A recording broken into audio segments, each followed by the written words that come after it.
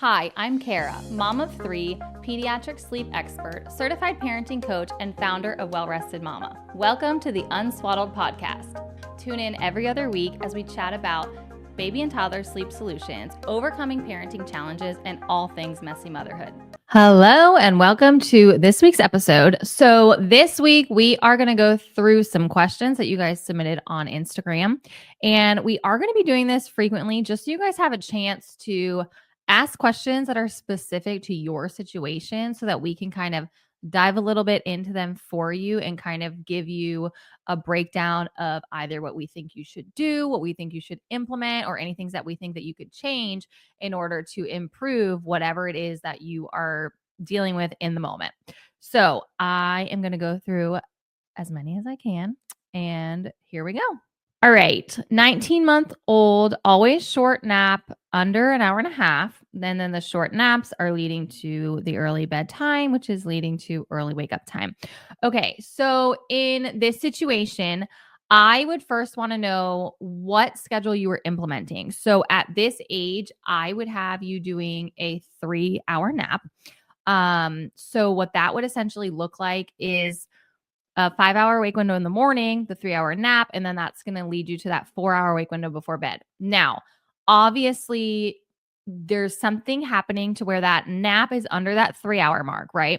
So what you're going to want to do is really pay attention to the time that they're waking up in the morning and the time that that nap is starting, because a lot of times what's happening is, especially if you're struggling with those early morning wakings, the nap is not timed correctly. So now you're kind of entering a zone of they're tired enough, right, to take that hour and a half nap, but they're not sleeping long enough to get you to that afternoon time that's going to get you in that sweet spot for bedtime. So what I mean by that is that at this age, your wake window before bed should be 4 hours. Okay. We're not exceeding the 4-hour time frame. And when you go past that 4-hour time frame, you are automatically putting your little one to bed overtired. And overtiredness is going to lead to that early morning waking. And then you're kind of just like in this cycle, and now you're stuck, right? You're overtired, they're not sleeping enough, and it's going to just essentially make those early mornings stick. So you really want to pay attention to the time they're waking up from their nap and that 4-hour mark before it's time to go to bed. But here's the hard part. You never want to go to bed before 6 p.m. Okay. So when you're doing that, you're always going to push them to that 6 p.m. mark, even if that means it's 4.5, 5 hours before bed. Because unfortunately, if you put them to bed at 5 p.m., obviously that's not going to be ideal. And then you're going to be like really stuck.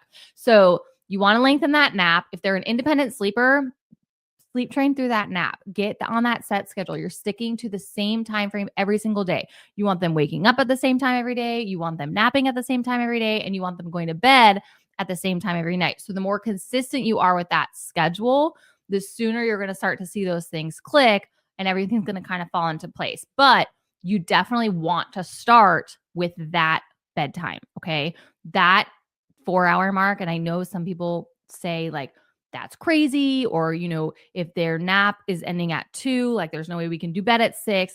I get that. But even if you just did it for a little bit to kind of combat that overtiredness to get them in a good spot, then you might be able to be a little bit more flexible, moving forward. But that's just where you want to start. And again, sticking to that set schedule is going to be crucial. Baby refuses the crib and the bassinet. Help. Okay. So this is not going to be what you want to hear. However, your baby does not hate the crib and they do not hate the bassinet.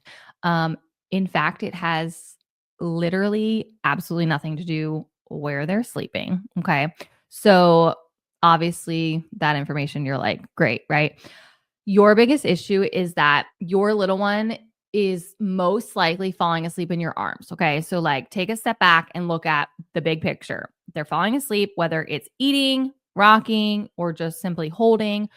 And then you're placing them into that crib or that bassinet.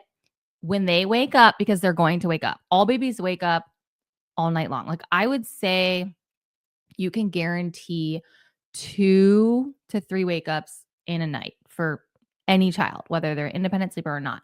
But for you, your little one is being placed down. Okay. They're waking up, they're in a crib or bassinet. They're no longer in your arms, right? So their brain is like, last thing that they remember is being in your arms, and now they're in a crib and they kind of like panic, right? So it's normal that they're waking up, and that could appear to you as, oh my gosh, they hate their bed. They don't hate their bed. They just prefer to be sleeping either with you or in your arms because that's the last thing they remember. Like that's how they fell asleep. So it's normal that they wake up and they're not like, oh, cool, I'm in a different spot, right? And I always tell people like this analogy is just absurd. But if you went to bed in your bed and you woke up on your neighbor's couch, you would not be like, roll over and go back to bed, right? You'd be like, how did I get here? This is insane. And, you would obviously have that panic. And that's what they're doing. So expose them to the crib, put them into the crib or bassinet while they're awake, right? So you're placing them down. And then when they wake up, they're in the same spot. Obviously, if they're used to being held while they're, falling asleep, that's what you have to break, right? Like that's the sleep association, the sleep crutch. So when you're sleep training, you're placing them down fully awake in that bassinet and you're implementing sleep training until they fall asleep so that when they do wake up at those normal times, they know where they are, they remember, and you're able to allow them that opportunity to fall back asleep on their own because that's how they went to bed in the first place. How to wean a baby who is 16 months old off the bottle at night and still wakes 4 to 5 times for comfort. Okay. So a baby this age does not need to eat in the night. And to be completely honest, a baby this age doesn't even need a bottle anymore for nutritional purposes, like in a 24-hour day. Okay. So this tells me that they most likely fall asleep eating, which means when they wake up in the middle of the night and they're no longer eating, their brain is like, ding, right? Last thing that they remember kind of goes to the last question. They panic, and that's the process that they need in order to fall back asleep. So again, completely normal that they're waking up expecting that bottle because that is how they initially fell asleep, right? They fall asleep eating, they wake up not eating. Things are different, things are weird. Most likely now they're not in your arms anymore, right? Because you're feeding them to sleep and then putting them into the crib. So you want to implement the sleep training to where you're teaching them how to fall asleep without that bottle, which can sound super daunting, right? But it's not as like terrible as it sounds. And I'll tell you, this is one of my favorite ages. I think it's one of the easier ages because it's really easy to identify. You have mobility, you have volume, and you're able to kind of see them in the crib and what they're doing as opposed to a 4-month-old who's just laying there crying, right? So the sleep training, in my opinion, is easier at this age. So you want to do that. You want to put them down without the bottle, teach them how to fall asleep without the bottle so that when they wake up in the middle of the night, they can roll over, fall back asleep and not be like, where's my bottle? Okay. Because they don't need the bottle, right? You're not at an infant who's waking up because you're like having growth issues or anything like that.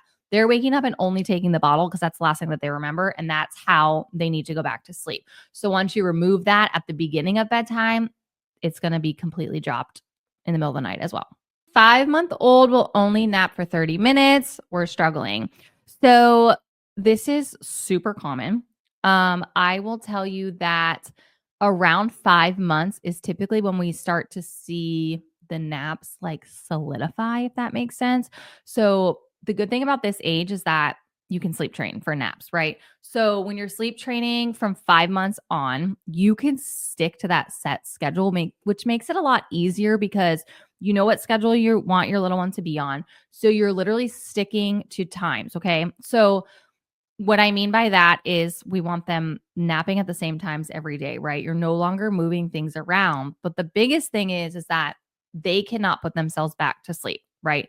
Every baby's going to wake after 40 to 50 minutes. So if you have a little one who's only sleeping for 30 minutes, I would assume that if you're assisting to sleep, right, by the time you place them down, they've already been asleep for probably 5 to 10 minutes. So that entire block is one sleep cycle, right? So by the time you're confident enough to lay them into that crib or bassinet, you only have 30 minutes left until they're going to wake up again. That's like expected. Like when we're sleep training, we expect that to happen, but we want them connecting the sleep cycles, which is where it can be hard if they don't know how, right? So if they don't know how, that's where the sleep training comes in. If they are an independent sleeper, okay, let's say you do the feeding, the playing, you have the whole wake window, you put them down, it takes them a little bit to fall asleep, and they're only sleeping 30 minutes. That tells me the schedule's off. Okay. So you're in either one of those two categories: an independent sleeper that needs a different schedule, or a dependent sleeper that's not capable of connecting those sleep cycles, which is where that sleep training needs to come in. All right. Okay. Sleeps through the night, awake at 5 a.m., happy. How can we extend to 6:30 or later? So I would want to know the age of your little one, but most likely the wake window before bed is off. Okay. So when that wake window before bed is too long, they're overtired. And that's where those early morning wakings come in. Now, I will tell you that all babies wake between 4 and 6 a.m. However, if they're waking during that time frame and literally not going back to sleep, like awake, like you're saying, awake, happy, not going back to sleep, that points to overtiredness before bed.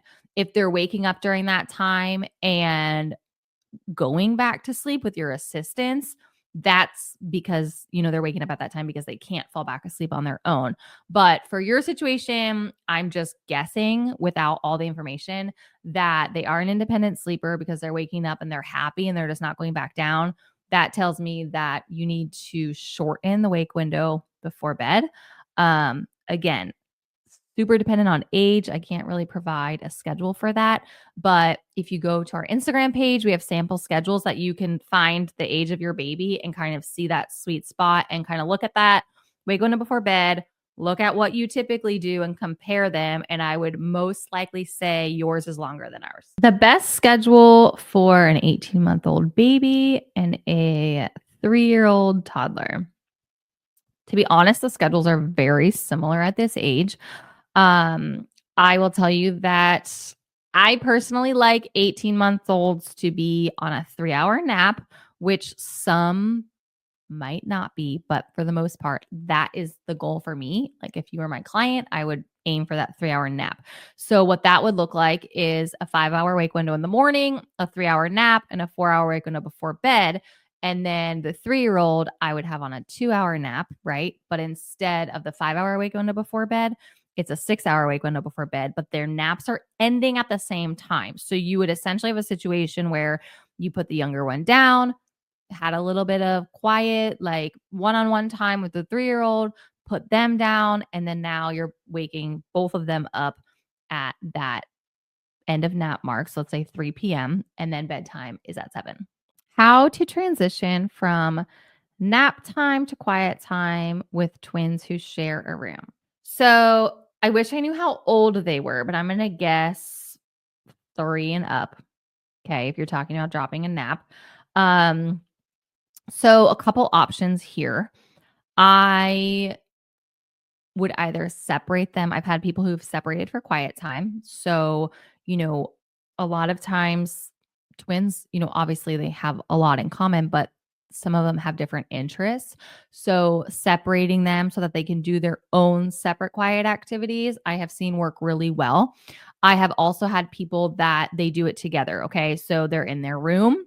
They have the thing with twins is you have to set those boundaries, okay? Because they can feed off of each other, right? And, if you have one twin that's a little bit more like resistant and no, I'm not doing this, but you have one who's more of like the rule follower, that might play a part. But my advice would be to create bins for them. I would give them each their own bin, even though they're going to be doing it together, and have it be a bin of activities that that they can do without your help. Okay. So whether that's coloring or wherever they are developmentally, like whatever that they can handle, I wouldn't give them something that they're going to be like, help, right? I need like X, Y, and Z. Like it has to be super simple.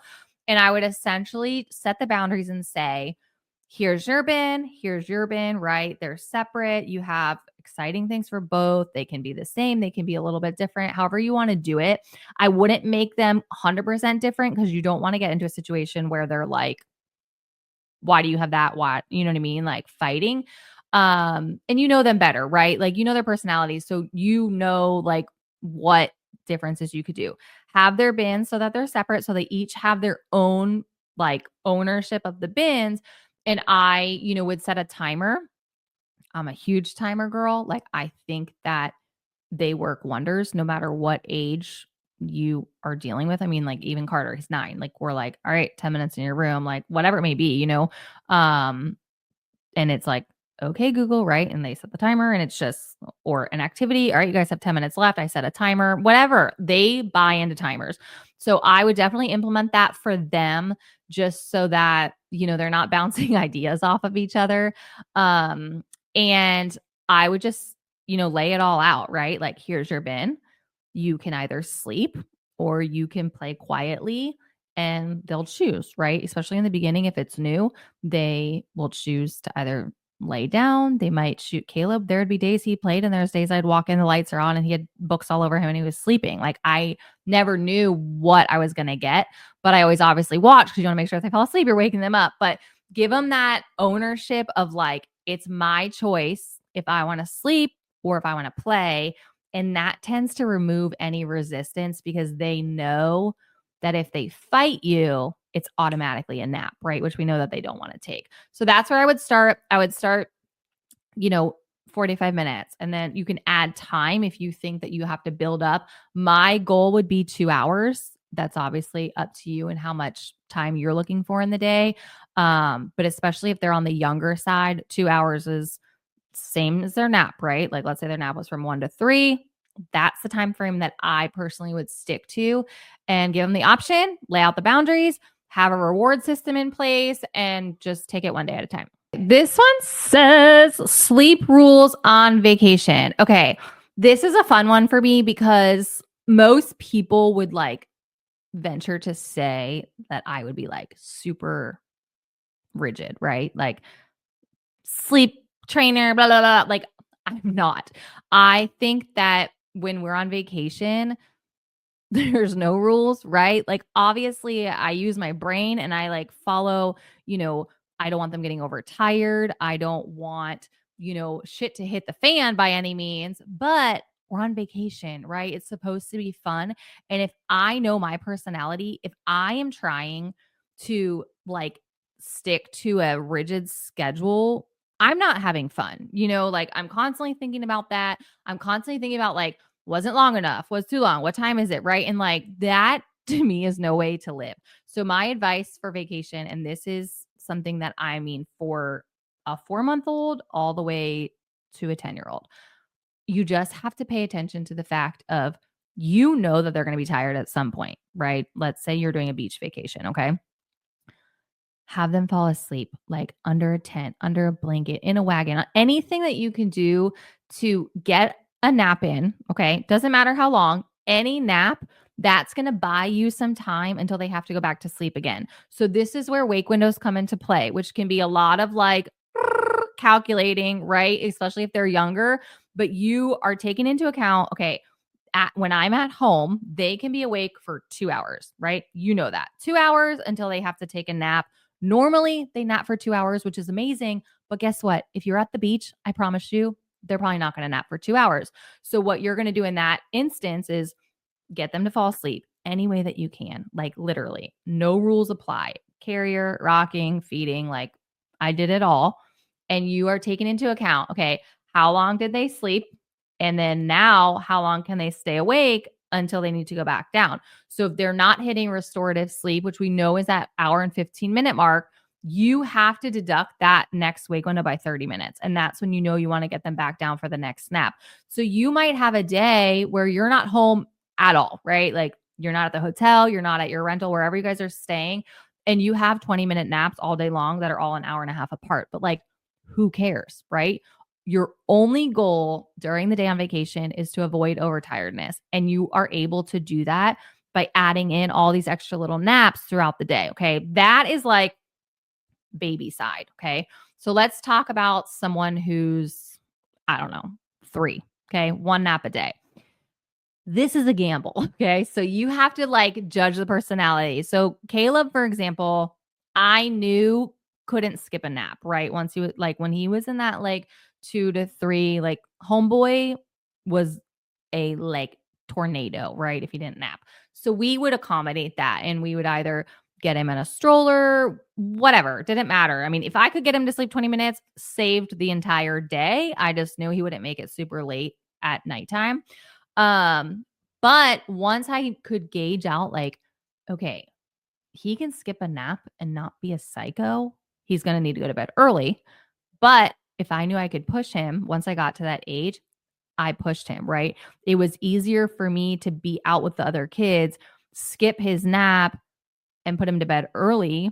Or if I was able to get him to nap, then we could go out to dinner later, right? Stay out, whatever it may be. So that older side is very personality dependent, I would say, sleep need dependent, because at the same time as me being like, "Oh, Miss Flexible," if they're gonna be a psycho, that's not fun for me either, right? So then I would rather be like, "Okay, Jeff, you take the big kids. I'm gonna take him to go lay down and I'll be back," which saves the day, gives the big kids some time, and now we can watch fireworks. Like, what, I don't know, whatever, right? Like whatever vacation you're on. So that's kind of my 2 cents on that. I think that you deserve to enjoy your vacation, and even if you try to stick to a set schedule, it's not going to happen. So don't even worry about it. And when you get home, I promise you things will go back to normal and you'll get them back on track. It might take a day or two, but like, worth it. My daughter just turned 1 and has slept good most of her life because of sleep training. And now it seems to be all out of the window. Is there a bad 1-year-old sleep regression I'm missing? Okay. So I am not a huge sleep regression girl. Like, I do know that, yes, they exist, right? But most of the time, what is happening is so short lived, right? Like, it's super temporary, that if it's sticking, something was implemented to make it stick. Okay. And what I mean by that is, let's say, okay, 1 years old. So probably start either a schedule change or starting to walk, right? Like you're at 12 months, let's just say. Um, when things are progressing like that, especially when it comes to like motor, right? Like walking, that is going to cause disruption in sleep, which a lot of people are naming that as a regression, right? But and I think this is a completely natural thing that happens, but when we have a sleeper, especially a sleeper who's been amazing, okay, like no problems, all of a sudden starts to present problems, we kind of panic and we try to like fix it really fast, right? Because you're like, why is this happening? Something's wrong, right? You go in, whatever it may be. Like, I've had people that have gone in and, well, they haven't woken up at ever, right? Like, maybe they need to be held, or maybe they need to eat, or they kind of like come up with a scenario in their head, and then they offer that assistance that one time, right? Because it was so out of the ordinary. But now that happened that one time, it's stuck. Okay. And now that baby was like, ooh, I liked that. Right. And now the next night they woke up and you kind of like introduce something that they weren't used to. And now they want it. And you're like, I hate saying this, but like, you taught them to continue it. Okay. Whereas, let's say you have an amazing sleeper, they're practicing walking, right? They're walking back and forth or something. And you're like, well, that's weird. I'm going to go in and rub their back. That's what just happened, right? You just taught them, like, if you walk back and forth, I'm going to come in and rub your back. And now that's like a new thing that they want. Whereas if you see that happening and you genuinely know, like, they're not sick, they're not hungry, right? There's nothing wrong, then you need to give them that space, okay? And you let them work through it, because they will go back to sleep and it will only last a couple of days. So when we say regression, and people, like, we get it all the time, right? They call and they're like, amazing sleeper regression. Like, you ask a couple questions and you automatically get the answer of, well, this happened and I did this, right? And it's like, once you do something one time, it's kind of like a reset and you have to like get back to the sleep training from square one. So it makes it tough. And I know it's hard, but you have to just keep in the back of your head, like, no matter what your little one is going through, sickness, like progressions in development, you want them to be able to sleep. Like, just like you, like, if you're sick, you still know how to sleep in your bed, right? We want the same thing for them. And the last one is a good one. Waiting to hear what you found in your daughter's room. Okay, so I posted recently about Blakely. And so she got a mini fridge. Not like what you're thinking. Like it's like probably this big, right? And it's like a Barbie mini fridge, which is meant for like skincare, right? Like lotion or whatever, which obviously she's 7. Like she doesn't have skincare. But anyway, so she has that in her room and I'm like cleaning her room a day and I opened it. And when I tell you it was a full stocked fridge of juice boxes and there were grapes in there and snacks, I was like, is this your dorm room? Like you live here now? Like I was so confused that it was just like one of those situations where you're like, this is real and I can't make this shit up.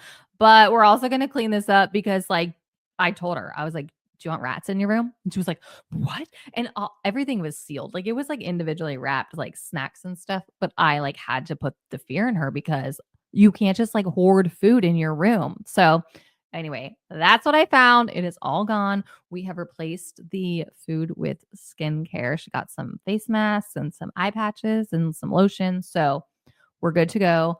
I do check it frequently because I literally cannot trust her as far as I can throw her. So stay tuned. All right, that is it for today. Make sure to subscribe so that you get notifications anytime we're back and follow us on Instagram because we're going to do this a lot. And I want you guys to be able to submit your questions so that we can break it down for you. And as always, thanks for tuning in. Be sure to subscribe so you don't miss the next episode. Give this video a like if you found it helpful or share with a friend. If you have any questions, leave them in the comments and we'll see you next time.